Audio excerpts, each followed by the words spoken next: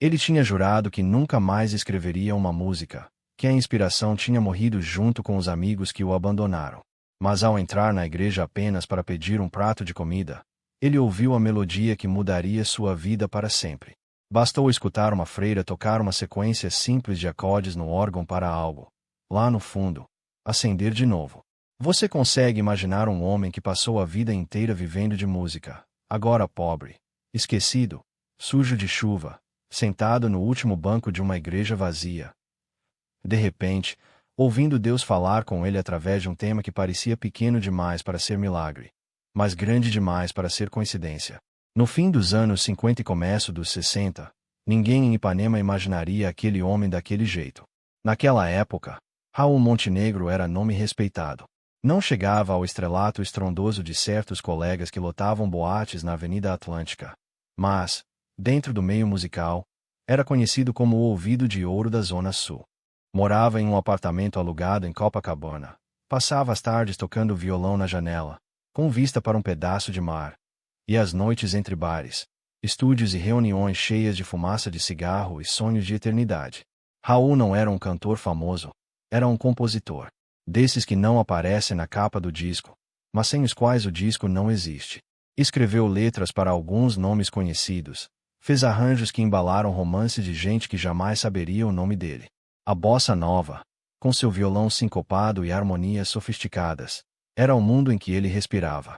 A música é o jeito que Deus encontrou de cochichar pra gente sem assustar. Ele dizia, nos tempos em que ainda tinha coragem de falar de Deus. Tinha sido criado em família católica simples, no Meia. Aprendeu ainda menino a gostar tanto de igreja quanto de rádio. A mãe o levava às missas de domingo. O pai, barbeiro de profissão, deixava o rádio ligado o dia inteiro na Rádio Nacional. Entre sermões e sambas, Raul encontrou um terceiro caminho, a bossa nova, onde a delicadeza do sagrado se misturava ao cotidiano da esquina. Frequentou rodas de música, aprendeu com quem sabia mais, errou, acertou. Nunca ficou rico, mas vivia bem. Tinha amigos, tinha trabalho, tinha uma fé meio distraída, mas presente. Mas o tempo não tem pena de quem ele mesmo consagrou. Na metade dos anos 70, a paisagem sonora do Brasil já era outra. A bossa nova, que tinha sido a revolução elegante de uma geração, agora era vista como coisa de gente antiga por muitos jovens. A televisão explodia com outros ritmos, outras caras. As gravadoras queriam sons diferentes, mais barulhentos, mais simples, mais fáceis de vender em massa. Os bares da Zona Sul mudavam de dono. Alguns fechavam, outros passaram a contratar bandas que Raul não entendia.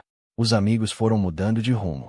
Uns foram para o exterior, outros entraram em depressão, outros simplesmente se adaptaram rápido demais para ele acompanhar. Raul, não.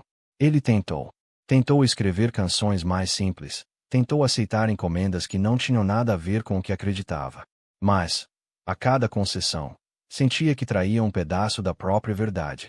Quando um produtor de uma grande gravadora lhe disse, certa tarde, num escritório frio de ar-condicionado, "Você é bom, Raul, mas essa coisa sua é velha. O público quer outra vibe." Alguma coisa rachou lá dentro. Ele saiu dali com a pasta de partituras debaixo do braço, entrou no primeiro bar que viu, pediu um copo de algo forte, e bebeu como se quisesse apagar não só aquela frase, mas a própria memória de tudo que tinha feito. Começou então uma fase sombria. O trabalho foi rareando. As encomendas, diminuindo. Os pagamentos, atrasando. O aluguel do pequeno apartamento em Copacabana tornou-se um peso impossível. A saúde, que nunca tinha sido perfeita, começou a cobrar juros. Dores constantes na coluna, cansaço, uma tosse insistente que não combinava com as longas noites de cigarro que ele insistia em manter. Raul sempre dizia que coração de músico aguenta tranco. Mas aquele coração estava cansado demais. Numa noite de 1975, o dono do apartamento bateu à porta, com expressão séria. "Seu Raul, eu não posso mais segurar. O senhor tá com 4 meses de atraso. Eu sei que o senhor é boa gente, mas eu tenho conta para pagar também." Raul tentou negociar. Prometeu um trabalho, uma venda de música que jamais se concretizou. 2 semanas depois, se viu colocando as poucas coisas que possuía em 2 malas. O violão foi o último a sair. Ele olhou para o canto da sala vazia, respirou fundo e disse, em voz baixa. Eu achei que você ia envelhecer comigo aqui, parceiro. Parece que a gente foi despejado do mesmo lugar. Passou a viver de favor, de um canto em outro. Algumas noites no sofá de antigos colegas, outras em pensões baratas de centro de cidade, até que o dinheiro acabou quase de vez. Começou a vender o que podia. Um gravador velho, partituras, livros. O violão, nunca. Aquilo era a única coisa que ele ainda sentia como parte do próprio corpo. Com o tempo, vieram também as mágoas. Alguns amigos sumiram. Outros, quando o encontravam por acaso na rua, fingiam não reconhecer. Com um oi. Depois a gente marca que nunca virava encontro nenhum. Raul passou a nutrir uma mistura tóxica de orgulho ferido e amargura. Onde antes falava de Deus com certa ternura, agora murmurava, sozinho, frases como: se Deus gostasse mesmo de música, não deixava um homem como eu largado assim. Foi nesse clima que 1977 o encontrou. Um ex-compositor de prestígio, agora velho aos olhos da indústria, sem lugar fixo, vivendo de pequenos bicos tocando violão em bares baratos da Lapa, cantando músicas que não eram suas, para gente que não o conhecia e não queria conhecê-lo. A fé, que já tinha sido aliada, hoje era uma estranha silenciosa em algum canto esquecido da memória. Naquela tarde específica, o rio estava cinza. Chuva fina caía persistente, deixando as calçadas escorregadias e os morros cobertos por uma névoa pesada. Raul caminhava devagar pela rua do Catete, o paletó velho encharcado, o chapéu surrado tentando, em vão, proteger alguma parte do corpo. Tinha fome. Fome física, do estômago vazio há muitas horas. Fome de sentido, de um motivo qualquer para continuar marcando compasso na existência. O dinheiro que restava no bolso dava, no máximo, para um pão seco e um café ralo. Mas, naquele dia, nem isso estava garantido. Parou na porta de uma padaria. Olhou a vitrine cheia de pães frescos. O cheiro o atingiu como uma lembrança cruel dos tempos em que podia simplesmente apontar e pagar. Agora, tudo o que podia fazer era olhar. Continuou andando. Ao dobrar uma esquina, viu uma igreja. Não uma catedral enorme, mas uma igreja de bairro, de fachada simples, portas de madeira escura, vitrais modestos. O letreiro dizia Paróquia de Nossa Senhora da Paz. Havia algumas pessoas entrando e saindo, algumas crianças correndo pelo pátio. Um cartaz na parede anunciando uma campanha de arrecadação de alimentos para necessitados. Necessitados. De repente, ele percebeu que essa palavra o incluía. Um misto de vergonha e desespero o inundou. Nunca tinha se visto como pedinte. Sempre deram um jeito. Mas agora, qualquer jeito parecia ter se esgotado. Eu cheguei nesse ponto. Murmurou para si mesmo. Pedir comida na porta da igreja. Deu 2 passos para trás, como se quisesse fugir daquela constatação. Mas o estômago roncou alto, traindo-o. O cheiro de comida vindo do salão paroquial ao lado da igreja. Sopa, pão, qualquer coisa. Invadiu o nariz e se alojou no cérebro como ordem. Respirou fundo, ajeitou o paletó, tentou endireitar a postura. Se era para pedir, que fosse com a última fagulha de dignidade que lhe restava. Entrou. O interior da igreja estava quase vazio. Era fim de tarde. Não havia missa naquele horário. O som mais audível era um leve eco de notas musicais vindo do fundo, da direção do coro ou da sacristia. Raul reconheceu de imediato o que era. Um órgão de tubo, pequeno, mas real, tocando uma melodia simples. Ele parou por um instante, ainda na penumbra da nave, os sapatos molhados rangendo de leve sobre o piso frio. A música o pegou de surpresa. Não era bossa nova, não era samba, não era nada que ele conhecesse de rádio. Era algo como um pequeno hino, quase infantil, uma sequência de acordes em tonalidade maior, com um ritmo que lembrava, paradoxalmente, o balanço do mar e o compasso do respirar calmo. Fechou os olhos por um segundo, sem querer.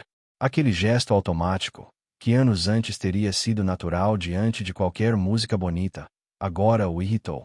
Não começa, não. Resmungou baixinho para si mesmo. Música não enche prato. Tentou se concentrar no objetivo. Encontrar alguém para pedir ajuda. Do lado esquerdo, viu uma porta que dava acesso a um pátio interno. Ali, algumas senhoras mexiam em panelas grandes em cima de fogareiros. O cheiro de sopa agora era inconfundível. Uma das mulheres, de avental branco sobre um vestido simples, o viu se aproximando. Tinha o rosto cansado, mas um olhar doce. Boa tarde, meu senhor. O senhor veio para a sopa.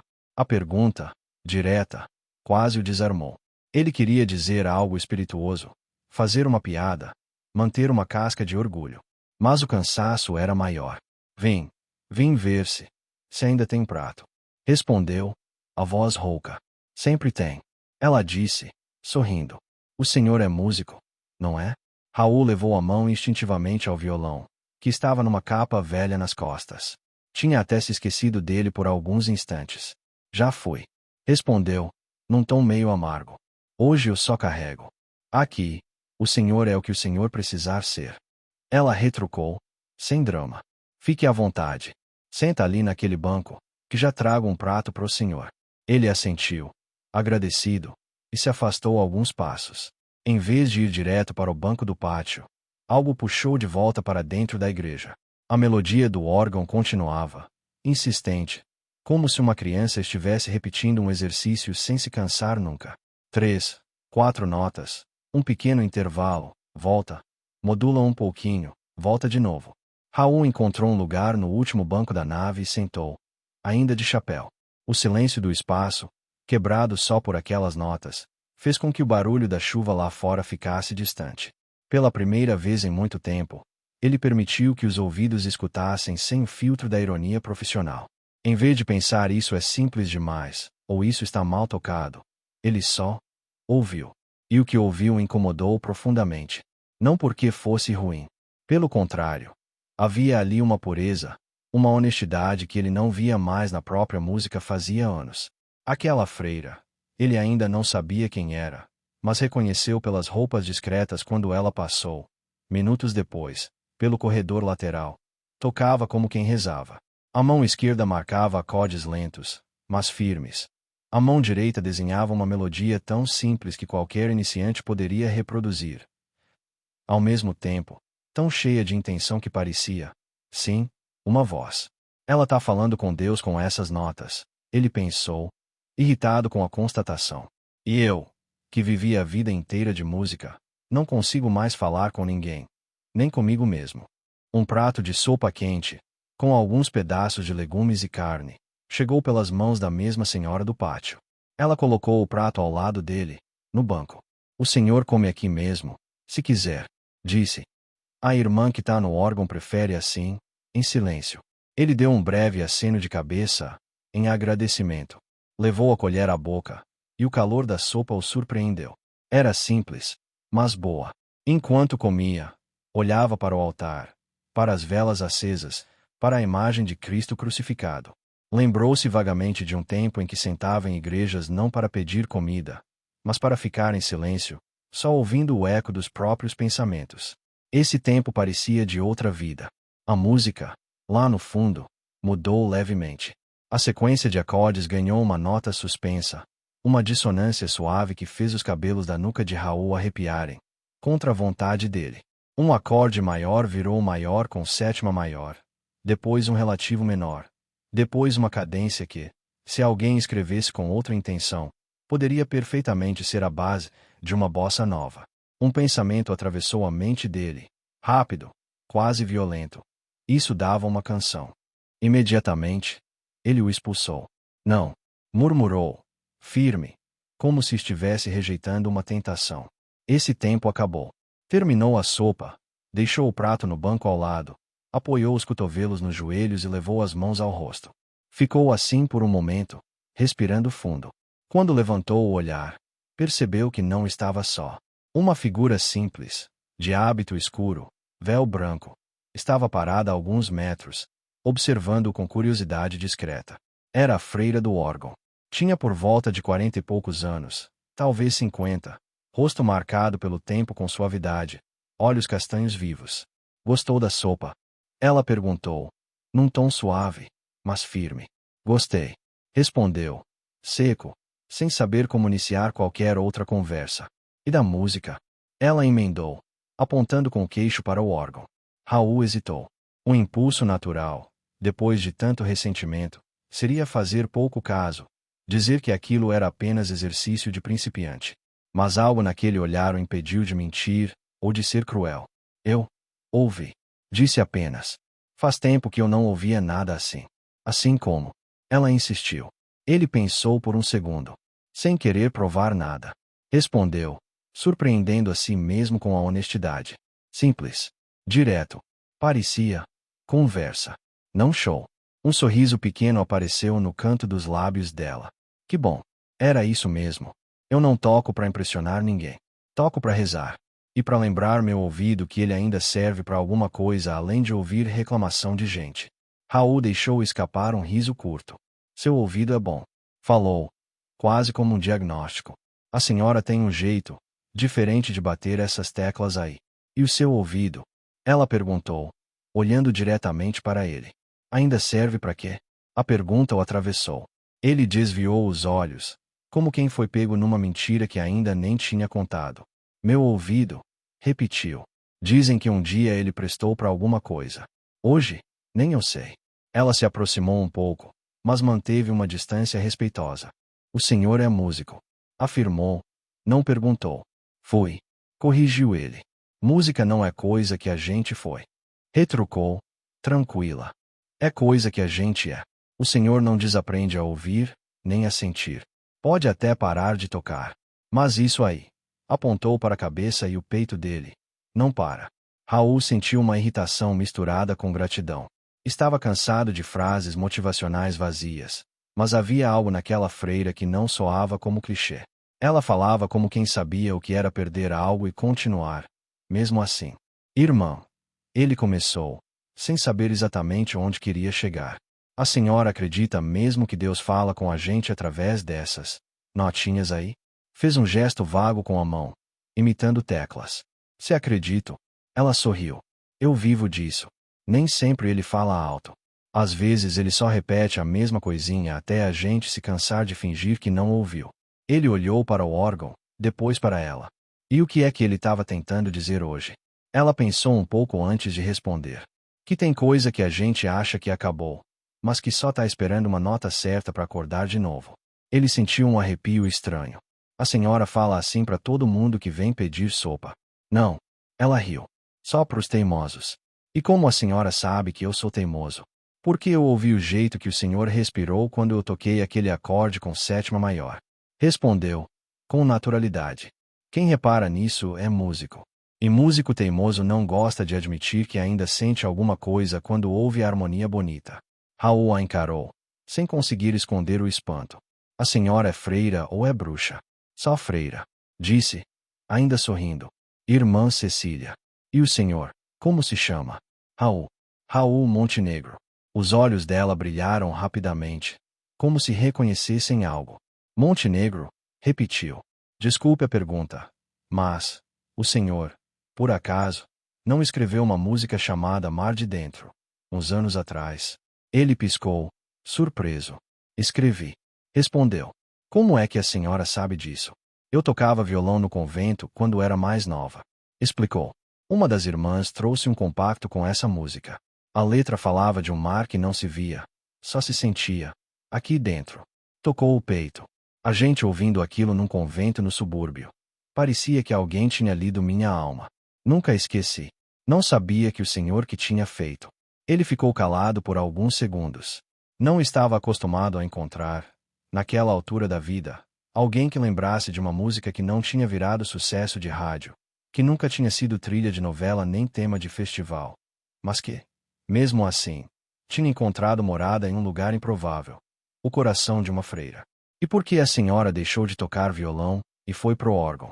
Perguntou, curioso. Por que a vida muda a gente de lugar? Respondeu. Mas não tira a música se a gente não quiser. Aqui, eu rezo pelas mesmas coisas que eu tocava com o violão. Só mudei de instrumento. Raul respirou fundo. Uma pergunta começou a se formar na mente dele, incômoda, mas inevitável.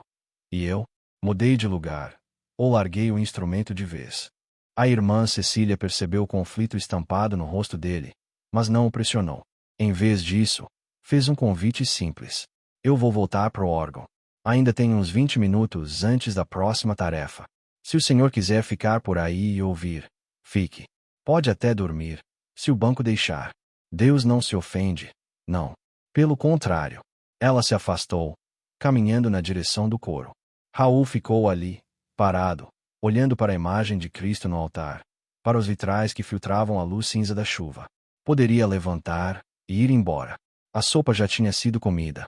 O propósito pragmático da visita estava cumprido. Mas algo prendeu ao banco. Não era só curiosidade musical. Era uma sensação estranha de que, se ele saísse naquele momento, estaria fechando a porta para alguma coisa que mal começava a se manifestar.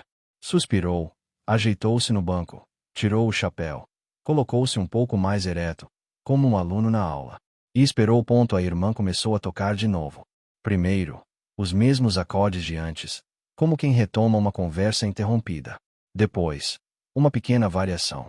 A mão esquerda agora caminhava por baixos que Raul reconhecia como sendo, sim, parentes próximos das progressões que ele mesmo usava anos atrás. A mão direita, porém, insistia naquela melodia infantilmente simples, como um fio de voz que não se quebra, mesmo quando o vento muda. Raul fechou os olhos, não por devoção, mas por necessidade de escutar melhor. Seu ouvido, desacostumado a ouvir com o coração, começou a acordar. Ele seguia cada movimento harmônico como alguém acompanha, no mapa, uma estrada antiga que já percorreu muitas vezes, mas que, por alguma razão, agora parece levar a um lugar que não lembrava. Lá pela terceira repetição do tema, algo aconteceu. Não foi um raio, não foi uma visão, não foi nada dramático. Foi uma pergunta. E se isso for o começo de alguma coisa que só você pode terminar? Raul quase abriu os olhos, surpreso. A pergunta não veio em palavras audíveis, mas em forma de sensação. Como se uma porta interna, que ele tinha trancado anos atrás, tivesse sido empurrada de leve por dentro. A cada novo ciclo da melodia, uma resposta se formava. Um contracanto, uma mudança de tonalidade, um trecho de letra. Ele tentou afastar. Não, eu não vou cair nessa de novo. Murmurou, quase irritado. Compor para quê? Para guardar na gaveta. Mas a música não perguntava se ele queria ou não. Ela apenas continuava existindo, oferecendo-se. A mão esquerda da irmã Cecília fez um movimento inesperado, modulando a harmonia de forma que Raul reconheceu como uma porta aberta para outro caminho. Aquilo era, claramente, um convite. Só um ouvido treinado perceberia. E o dele, por mais ferido que estivesse, ainda era. Uma lágrima, que ele não percebeu quando começou, já escorria pelo canto do olho. Não era de tristeza pura. Era de raiva e saudade misturadas. Raul levou as mãos até o próprio peito, como quem tenta segurar alguma coisa que quer sair. Faz anos que eu não sinto isso. Pensou. Essa coceira. Essa vontade de resolver uma música que não é minha. De repente, a sopa, a fome, a chuva, tudo ficou em segundo plano. O velho compositor, que havia decidido que a inspiração tinha morrido, estava, contra a própria vontade, testemunhando o corpo morto se mexer no caixão. A irmã Cecília, lá em cima, não fazia ideia do que estava acontecendo no último banco da nave. Ou talvez fizesse, em algum plano que não envolvia consciência exata. O fato é que, quando terminou a sequência, em vez de encerrar, ela repetiu mais uma vez, agora mais devagar, como quem reforça para uma criança o caminho de uma oração decorada. Raul sentiu o impulso incontrolável de responder. Não com palavras, mas com música.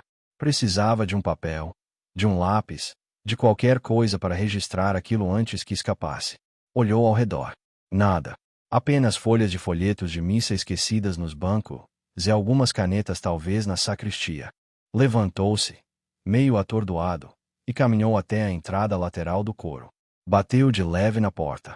A irmã parou de tocar, as notas finais ainda ecoando. Entre. Ela disse, sem saber quem era. Ele entrou, um pouco sem jeito, o chapéu nas mãos. Irmã, desculpe interromper. Falou, meio sem fôlego, como se tivesse corrido. A senhora tem papel e lápis? Ela o olhou, surpresa, e depois sorriu, como quem vê uma oração ser atendida bem diante dos olhos. Tenho, sim, respondeu. Finalmente. Ele franziu o senho. Finalmente o quê? Finalmente o senhor pediu. Ela disse, pegando um caderno simples e um lápis curto da bancada. Eu tava esperando ver quando é que ia acontecer. Ele não entendeu, mas não tinha tempo para filosofar. Pegou o caderno, se sentou num banco ali perto do órgão, apoiou o papel no joelho, com a mão trêmula, começou a rabiscar. Primeiro, a sequência de acordes da irmã. Em seguida, as variações que a própria mente sugeria, quase sem esforço. As mãos, que há anos pareciam emperradas, agora se moviam como se tivessem apenas tirado um cochilo prolongado. Toca de novo aquele pedaço. Pediu, ansioso. Devagar. Ela obedeceu, com um brilho de cumplicidade nos olhos. Assim. Isso. Ele repetia, enquanto as notas soavam e a grafite riscava o papel. Agora sobe meio tom. Isso. Não. Espera. Mantém a base. Mas. Fez um gesto com a mão, como se estivesse moldando o ar.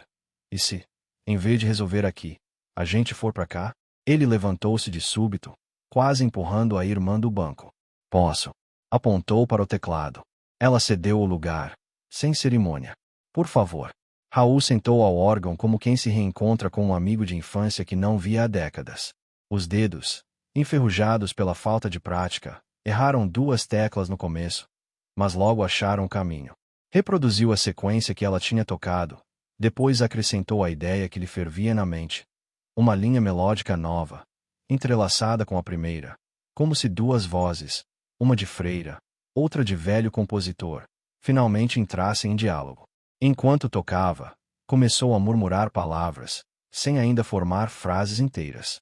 Fragmentos, silêncio, voz, nota que reza, Deus que responde. A irmã, ao lado, observava em silêncio, com respeito.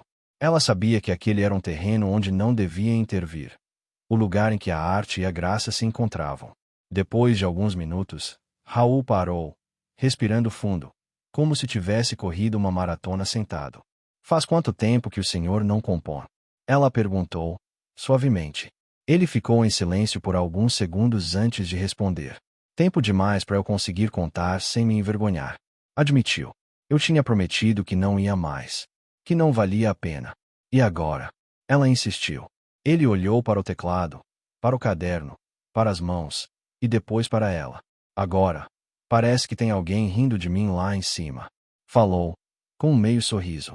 Tipo, você achou mesmo que tinha acabado? Ela sorriu também. Às vezes Deus espera a gente chegar no fim das próprias forças, no fim das próprias teimosias, para então dar o primeiro acorde dele. O resto é com a gente.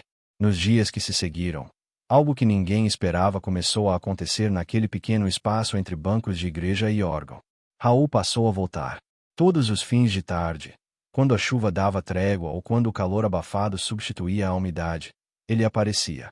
Às vezes com o violão nas costas, às vezes só com o caderno debaixo do braço. Não vinha mais só pela sopa. Vinha pela sequência inacabada de notas que agora o perseguia o dia inteiro. Vinha pelo silêncio propício à escuta.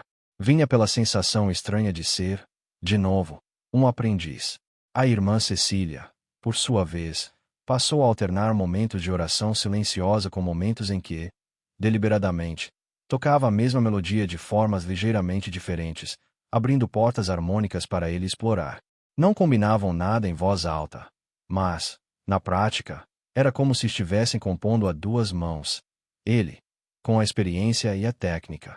Ela, com a intuição devocional. A obra que nascia ali começou como uma pequena peça instrumental, mas foi crescendo. Raul decidiu que não queria fazer apenas mais uma canção. Aquilo seria o seu testamento. Uma espécie de carta musical deixada para um mundo que talvez nem se importasse mais com o seu nome, mas que, de alguma forma, precisava ouvir o que ele tinha a dizer. Eu não tenho mais idade para ficar correndo atrás de gravadora. Disse, uma tarde, sentado no banco, o caderno cheio de rabiscos no colo. Nem energia para mendigar espaço em disco de ninguém. Mas eu ainda posso escrever uma coisa verdadeira. Uma coisa que seja minha conversa final com Deus, com a música, com quem quiser ouvir. Então escreva. Respondeu a irmã. Deus não precisa de gravadora para ouvir. Mas eu preciso de alguém para entender. Um dia, alguém entende. Ela garantiu. Às vezes, anos depois que a gente se vai. A música tem esse poder. A cada dia, a composição avançava um pouco. Um novo trecho aqui. Uma mudança de ritmo ali. Uma ponte surpreendente acolá. Raul, que antes passava as noites em botecos, agora as passava com o caderno aberto, em quartos de pensão, murmurando trechos, testando versos, rasgando folhas, reescrevendo. A letra, quando finalmente começou a ganhar corpo, não era uma bossa nova sobre amores de praia, nem um samba-canção de dor de cotovelo. Era uma oração sincera, mas sem clichês religiosos. Falava de um homem que perdeu a voz e reencontrou, num eco vindo do alto. De um coração que confundiu o silêncio de Deus com o abandono, até perceber que o silêncio também é um tipo de resposta, de uma melodia tão simples que qualquer criança poderia assobiar, mas que, mesmo assim, carregava o peso de uma vida inteira. O título veio numa dessas tardes em que o sol atravessava os vitrais e desenhava cores no chão da igreja. Última canção antes do céu. Raul riu do próprio drama ao escrever o nome no topo da página. O senhor tá querendo apressar a própria subida. A irmã brincou, ao ver. Não é isso. Respondeu. É que eu sinto que, depois dessa aqui, não tem mais nada para eu dizer. E, se tiver, deu de ombros, vai ser continuação dela. E se Deus ainda tiver muita coisa para o senhor dizer? Ela provocou. Então ele que me surpreenda. Disse, sem perceber que já estava aberto à possibilidade. Um desafio novo apareceu quando Raul percebeu que, por mais belo que fosse aquele diálogo entre órgão e violão, entre melodias simples e harmonias sofisticadas, ele precisava ouvir aquilo de forma plena, com outros ouvidos além dos seus, antes de morrer. Queria ver, pelo menos uma vez, aquela peça ser tocada por gente que não tinha participado da gestação, para saber se a mensagem realmente chegava. Irmã, a senhora conhece algum coro? Perguntou. Temos um coral aqui na paróquia. Ela respondeu. Pequeno, mas esforçado. Canta nas missas de domingo. Será que? Ele hesitou, com medo de parecer arrogante. Será que eles topariam cantar uma coisa minha? Uma última peça. Ela olhou para ele com ternura. Se eu mostrar para eles a mesma música que eu tô ouvindo, eles vão topar. Disse. E, se não toparem por gosto, topam por obediência. Brincou, piscando um olho. Deixa essa parte comigo. Começou, então, uma nova fase. Ensaio. Raul escreveu arranjos corais a lápis, com uma paciência que não sabia que ainda tinha. Dividiu vozes, pensou em entradas, imaginou o som ecoando sob o teto abobadado da igreja. O coral era simples, formado por gente de bairro, um carteiro, uma professora, duas donas de casa, um jovem estudante, três senhoras idosas que mal liam partitura, mas tinham ouvido afinado. No primeiro ensaio, ele se apresentou timidamente. Eu sou o Raul. Vim mostrar uma música que escrevi, com grande ajuda da irmã Cecília. Eles o ouviram em silêncio, sem saber quem ele tinha sido um dia. Para eles, era o senhor magro que vem sempre para a sopa e fica ouvindo o órgão. Talvez fosse até melhor assim. Não esperavam nada grandioso. Isso dava à música a liberdade de surpreender. A primeira vez que cantaram, saiu tudo meio torto. Entradas fora de tempo, desafinações, timidez. Mas, ainda assim, havia algo ali. A melodia da irmã, agora com letras simples cantadas em uníssono, tinha ganhado corpo. As harmonias de Raul, nas vozes interiores, criavam um momento de arrepio que fizeram até as senhoras mais antigas do coral se olharem com expressão de o que foi isso.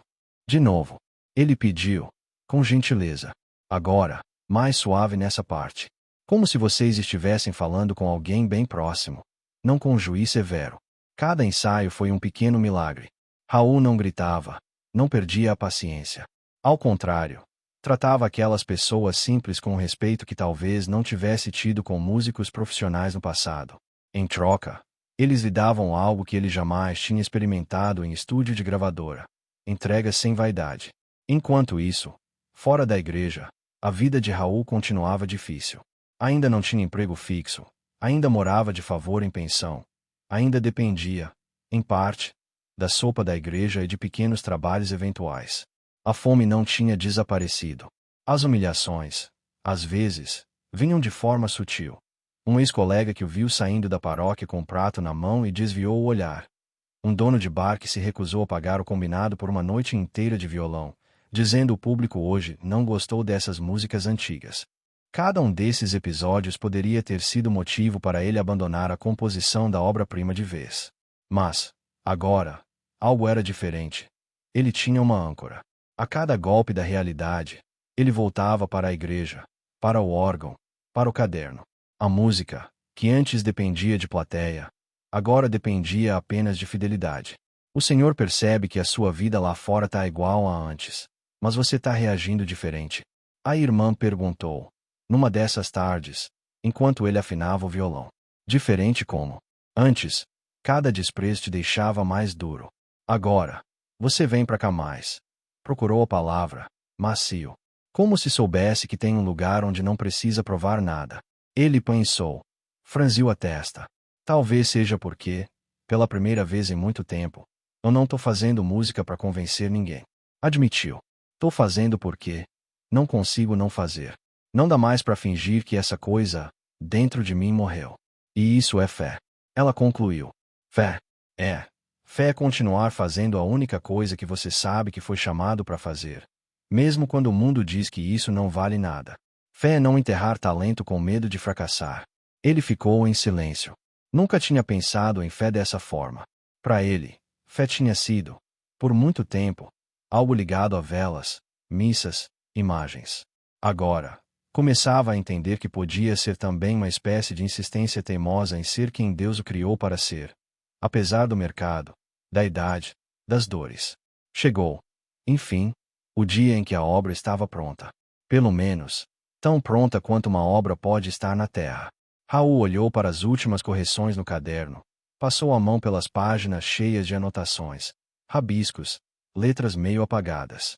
Se eu morrer hoje, não levo isso comigo, disse a irmã, meio brincando, meio sério. Já tá tudo aqui. Não vai morrer hoje? Não. Ela respondeu, rindo. Ainda temos domingo. Domingo. Domingo a missa das 10 vai ser especial. Ela avisou. É a missa dos pobres. Gente de rua, gente da sopa, gente que o Senhor conhece. Eu pedi ao padre para deixar o coral cantar a sua música. Ele topou. O coração de Raul acelerou. Não estava preparado para aquilo. Não tinha roupa especial. Não tinha convite formal para ninguém. Não tinha certeza se aguentaria ouvir sem chorar no meio da igreja. E se não der certo?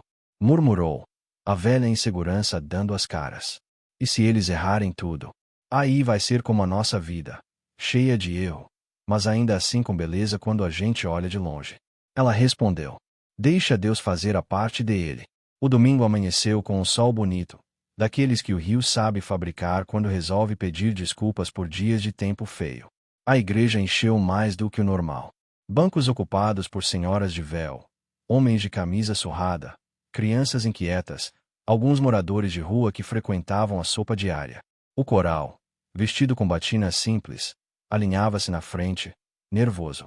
A irmã Cecília se posicionou ao órgão. Raul sentou-se no penúltimo banco, quase escondido, o caderno de partituras apertado contra o peito como se fosse um terço. A missa começou. Leituras, cânticos conhecidos, homilia. O padre, que sabia da história, fez uma menção velada a um amigo nosso que achou que tinha perdido o dom e descobriu que Deus não se arrepende dos presentes que dá. Raul sentiu que falavam dele, mas ninguém olhou para trás. Isso o tranquilizou. Chegou o momento do canto de ação de graças, depois da comunhão. A irmã Cecília fez um sinal para o coral, respirou fundo e colocou as mãos no teclado. As primeiras notas soaram. A melodia simples, aquela que ele ouvirá numa tarde de fome, nasceu de novo no ar, agora cercada de vozes. O coral começou em uníssono, suave. Quando a minha voz calou, e eu pensei que era o fim, tu guardaste uma canção escondida dentro de mim. A letra, que ele tinha escrito num quarto escuro de pensão, ecoava agora sob a luz filtrada dos vitrais, na boca de gente que mal sabia seu nome. A cada verso, Raul sentia como se uma fita de filme passasse diante dos olhos. Os anos de glória discreta, o despejo, os bares vazios, o prato de sopa, a primeira conversa com a irmã, o papel rabiscado às pressas. As harmonias, simples e ao mesmo tempo profundas, faziam com que até quem não entendia nada de música sentisse aquele arrepio na espinha que só certas combinações de notas conseguem provocar. Algumas pessoas no banco da frente começaram a chorar sem saber exatamente por quê. Talvez porque, em algum lugar da letra, se reconheceram. Também elas tinham achado que uma parte importante da vida tinha acabado, até lembrar que Deus ainda podia surpreender.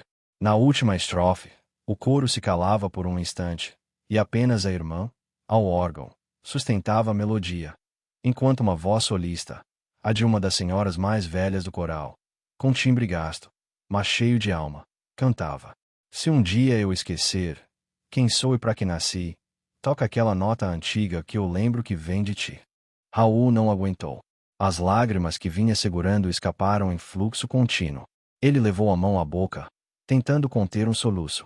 A irmã, lá na frente, não o via, mas sabia. Sabia porque, enquanto tocava, sentiu que havia cumprido sua parte. Tinha entregue de volta ao compositor aquilo que, na verdade, nunca tinha deixado de ser dele. Quando o canto terminou, um silêncio pesado, não de constrangimento, mas de reverência, tomou conta da igreja por alguns segundos, antes que o padre retomasse a liturgia. Era como se todos precisassem de um pequeno intervalo para processar o que tinham acabado de ouvir. Ao final da missa, algumas pessoas se aproximaram da irmã para comentar: Que música bonita, irmã! De onde é? É nova. Ela respondeu: Nasceu aqui. Raul, envergonhado, já se preparava para escorregar para fora da igreja de mansinho, evitar conversas, fugir de elogios que não sabia mais receber. Mas foi interceptado por duas figuras: a senhora da sopa, com o avental já dobrado, e um rapaz jovem, de uns 20 e poucos anos, com um caderno na mão. Seu Raul, a senhora disse, sorrindo. O senhor achou que vinha aqui só comer sopa, né? Ele sorriu, ainda limpando os olhos. Eu vim comer. E saí servido de outra coisa. O rapaz aproximou-se, timidamente. O senhor é o autor daquela música? Perguntou. Raul hesitou, ainda não acostumado a assumir a autoria de algo tão íntimo. Em parte, sou. Respondeu. Em parte, é a irmã. Em parte, é Deus. Em parte, é a fome. O rapaz riu, nervoso. Eu sou estudante de música na escola de música ali no centro. Explicou. Eu venho aqui às vezes, porque... Fez uma pausa, escolhendo as palavras. Porque, para ser sincero, às vezes a música de lá parece vazia. Hoje, quando ouvi essa canção, alguma coisa aqui dentro fez sentido de novo. O senhor se incomodaria se eu estudasse essa peça? Se eu tocasse ela, um dia, num recital? Raul sentiu o mundo girar devagar. Você quer tocar isso? Fora daqui. Quero, afirmou. Tem algo nela que eu não sei explicar. Não é só bonito. É verdadeiro. E, corou um pouco, eu acho que o mundo precisa ouvir. Ele respirou fundo. Não esperava, em hipótese alguma, que a sua última canção antes do céu pudesse querer nascer de novo em outros espaços. Mas ali estava uma semente clara, plantada no coração de alguém com idade para ser seu neto. Se ela te ajudou a lembrar para que você nasceu, Raul disse, recuperando uma frase da própria letra, você tem toda a liberdade de levar isso adiante. Só faz o favor para mim. Qual? Não deixa nenhum produtor cortar os acordes mais estranhos. Sorriu. Eles são os meus favoritos. O rapaz riu, prometendo. Naquela noite, deitado em um colchão simples em um quarto pequeno, Raul olhou para o teto rachado e falou com Deus como não fazia há muito tempo sem cinismo. Eu não sei por que o Senhor deixou tudo desandar do jeito que desandou. Começou. Mas, se era para chegar aqui, nesse domingo, e ver aquela igreja cheia ouvindo uma coisa que nasceu de uma sopa e de uma irmã teimosa, então, suspirou. Talvez tenha valido a pena. Sentiu uma paz diferente. Não a paz da solução de todos os problemas, porque dinheiro ele ainda não tinha. Saúde ainda era frágil. O futuro material ainda era incerto. Mas a paz de quem reencontrou o fio de quem é.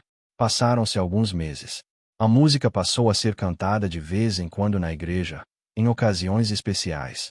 O rapaz do conservatório, fiel à promessa, estudou a peça, fez arranjos para piano e pequenos grupos, mostrou para o professor. Um dia, um recital de alunos incluiu, discretamente, Última Canção Antes do Céu no programa. Não era sucesso de rádio, mas, para cada pessoa que a ouviu e teve uma parte da alma cutucada, ela cumpriu seu papel. Raul não viu a própria obra ganhar o mundo de modo amplo. Não virou capa de disco, Não deu entrevista na televisão. Não voltou a morar em apartamento com vista para o mar.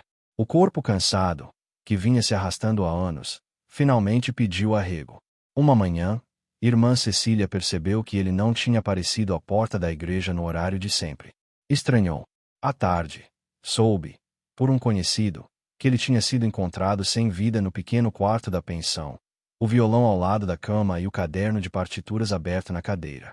Chorou. Chorou de verdade. Depois pegou o caderno, agora guardado com ela, e o levou ao altar da igreja. Colocou-o ali, ao lado do sacrário. Numa missa simples, pediu ao padre que fosse celebrada a intenção da alma de Raul. Ele passou a vida achando que não tinha sido suficientemente ouvido. Ela disse, na homilia, depois que o padre lhe deu a palavra rapidamente. Mas Deus ouviu cada nota. E, se Deus ouviu, nenhuma delas foi em vão. Anos depois, quando a irmã já estava mais velha e caminhava mais devagar, aquela música continuava a ser cantada em algumas missas.